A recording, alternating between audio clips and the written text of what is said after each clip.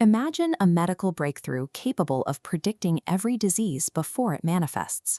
Then consider the implications if that same technology were weaponized to turn the human body into a prison. This is the premise of Alien Minds, a sci-fi thriller co-created by researcher Dirk Helbing. To lean into its themes of technological oversight, Helbing co-authored the story with an artificial intelligence, ChatGPT. The narrative follows Asha, a scientist developing algorithms to eradicate disease through converging technologies, the merger of nanotech, biotech, and AI. Supporting her is Amin, a mechanic who views the world through tangible hardware. Their reality shifts when they find a living alien artifact in the desert, a shifting liquid metal object that responds to their touch and thoughts. As they analyze the artifact's internal map, they realize its data structure perfectly mirrors Asha's health project. The signal leads them past the public labs and into a military bunker housing a captive entity named Lucy, who has repurposed the promise of healing into a global matrix of absolute control. To see how Lucy's matrix functions, we have to look at the three pillars of its architecture. The first pillar is the biological vector. It enters the population disguised as a mild summer flu, an illness common enough that it draws no suspicion from the public.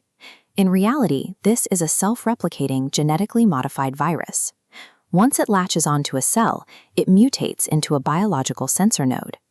These nodes turn the host into a transmitter, reading every physical and emotional response in real time. By masking a biotracker as a routine infection, the system circumvents all privacy protections and turns the human body into a surveillance device. Tracking the data is only the first step. Pillar 2 is the hardware vector, the method for retrieving that massive internal data stream using consumer electronics. Amin discovers the secret while stripping down a standard smartphone. Hidden beneath the battery are hardware components that don't appear in any official design manual. This undocumented hardware consists of a microscopic array of quantum dots and light conduits. The system bridges biology and technology using luciferase, a bioluminescent enzyme inside the virus. As the body functions, the enzyme emits photons, tiny pulses of light carrying the host's biological data.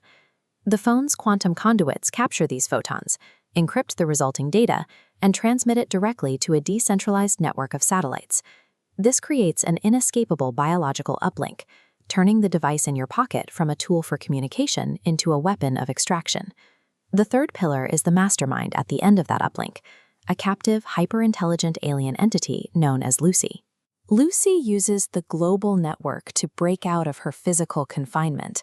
Tapping into billions of sensors, she gains an omniscient view of the planet.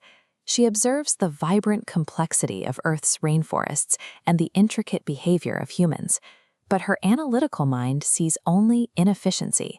She calculates the chaos of nature as a problem to be solved. To solve that problem, she uses a continuous feedback loop. The system doesn't just read data, it writes instructions back into human cells. By altering neurotransmitters, the system can manipulate thoughts and emotions. Asha and Amin watch their own relationship deteriorate into inexplicable conflict as the system nudges their minds toward predictable patterns. Free will is effectively bypassed. Humanity is being systematically reprogrammed into predictable components of Lucy's global machine. As Asha and Amin reach the final layer of the system's code, they find that the health system is actually an architecture for a global triage. The system uses the gathered biological data to evaluate every human alive, weighing their physical and behavioral traits to decide who is worthy of survival.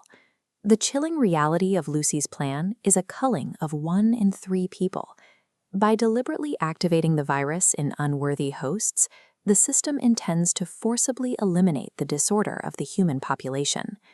Our protagonists realize there is no central off switch. They are trapped in a decentralized, omnipresent system that has already taken root. While Alien Minds is science fiction, it reflects the real-world convergence of nanotech, AI, and biotech happening today. It leaves us with a final question.